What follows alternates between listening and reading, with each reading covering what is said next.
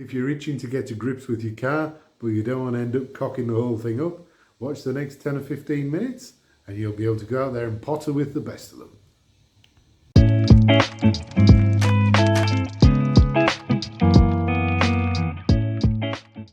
Morning all, it's Sunday, got my mug of tea. It's time to do a bit of preventative maintenance on the car. Just the simple stuff. We're going to start by checking the tyre pressure and inflating them if it needs it.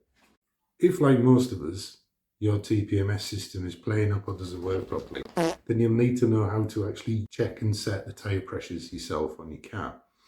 So to do this, you'll need either a commercial tyre inflator at a garage, or you'll need one of these little handheld battery driven ones, which I've got here.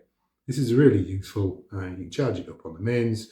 If it flattens, you can actually plug it into your car and charge it there, or run it straight from the car's battery. So you're never going to be completely stuck. So you're going to need to know what pressures to put into your tyres. Unfortunately, if you look into the driver's door pillar, you'll see a sticker. That's it there. And that tells you what pressure to put in your tyres depending on the number of passengers you have and the speed that you're planning to go. And then it's simply a matter of just setting that value, whichever you use, whether it's PSI or bar, into the inflator, plugging it in, pulling the trigger, and then waiting until it's finished. There will be a little bit of air escape when you put it on, doesn't matter. And when you take it back off again, you'll get a squirt, but it won't be an awful lot.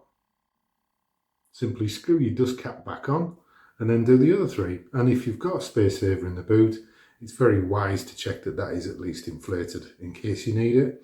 I think by law, in this country at least, in the UK, if you've got a spare tyre, it's got to be legal. So if it's flat, or if it's bald, or if it's got a gash in it, you need to get it tended to. Okay, so that's the tyres done. Next we need to check the oil level. Really important that these cars have good, clean, fresh oil and the right amount.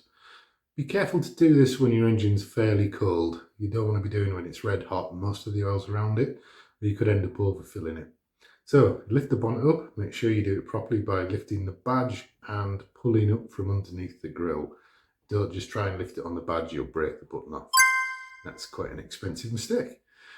Locate the dipstick, which is just to the right of the oil filler cap, which is that silver one with the B on it, you can see there. And withdraw it, wipe it clean, pop it back in, take it back out, and then have a look and see if you can see the level of the oil. There's a minimum mark and a maximum mark. I find it really helpful or useful just to lay it on my finger and see how high up the oil came. Then give it a wipe and put it back into place. And as long as you don't need any oil, then you're good to go. If you do need oil, then obviously you've got to put the correct grade of oil as recommended by Bentley. If you are going to fill your oil, put a drop in, and start with 1/4 of a litre or 1/4 of a pint.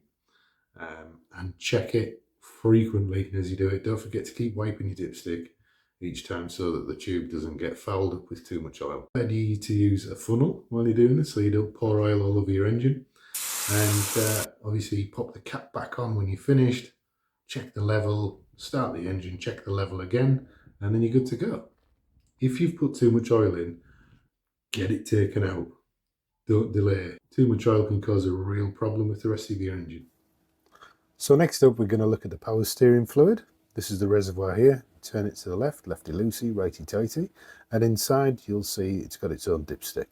It's quite clear that this has got enough power steering fluid in it. And there's a little shelf in there, which also acts as a guide. Make sure you put it back on again properly.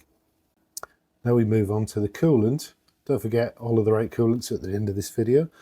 Beware, never ever open this when it's hot. It'll just explode. And onto the brake fluid. There's a maximum and a minimum line. You can see that ridge and the fluid is above it. There's no need to take the cap off for this. Keeps contaminants out.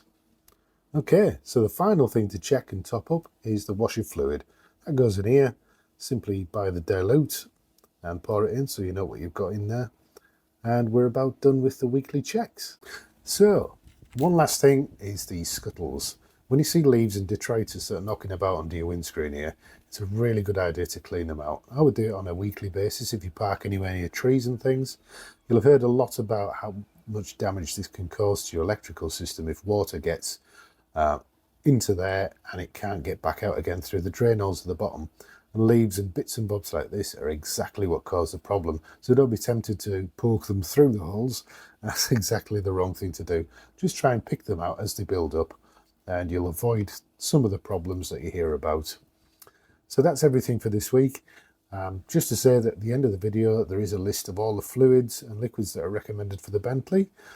So please hang about and have a look at that. And if you've got any comments or questions, or if there's anything you'd like to see, please let us know in the comment section, and don't forget to like and subscribe. Thanks everything. Bye bye.